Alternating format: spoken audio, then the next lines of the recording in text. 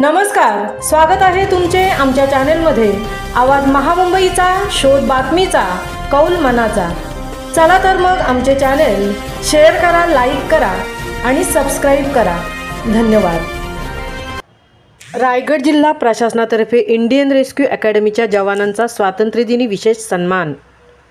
बालविकास मंत्री आदितीताई तटकरे यांच्या हस्ते प्रशस्तीपत्रक वितरण। नवी मुंबई बेलापूर येथील ध्रुवतारा जेटी येथे एक अपघात घडला। सदर अपघात इतका भीषण होता की महिला रस्ता चुकल्याने ती महिला स्वतः चालवत असलेल्या कारसहित बेलापूर खाडीमध्ये कोसळली।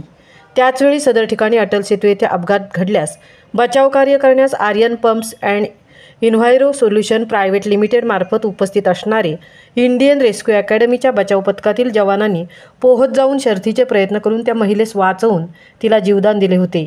या कामगिरीची दखल घेऊन रायगड जिल्हा आपत्ती व्यवस्थापन अधिकारी सागर पाठक यांनी सदर कामगिरीची माहिती रायगड जिल्हा आपत्ती व्यवस्थापन प्राधिकरण अध्यक्ष जिल्हाधिकारी तथा जिल्हा दंडाधिकारी किशन जावळे यांना कळवण्यात आले असता जिल्हाधिकारी तथा जिल्हा दंडाधिकारी कार्यालय, जिल्हा आपत्ती व्यवस्थापन प्राधिकरण रायगड अलिबाग यांच्यामार्फत 69व्या स्वातंत्र्य दिनाचे औचित्य साधून रायगड जिल्हा पोलीस मुख्यालय अलिबाग येथील ध्वजारोहण सोहळ्यात रायगड जिल्हाधिकारी किशन जावळे आणि रायगड जिल्हा पोलीस अधीक्षक आचल दलाल यांच्या प्रमुख उपस्थितीत बालविकास मंत्री आदिती सुनील तटकरे यांच्या हस्ते इंडियन रेस्क्यू अकॅडमीच्या जवानांचा प्रशस्तीपत्रक देऊन त्यांचा विशेष सन्मान करण्यात आला।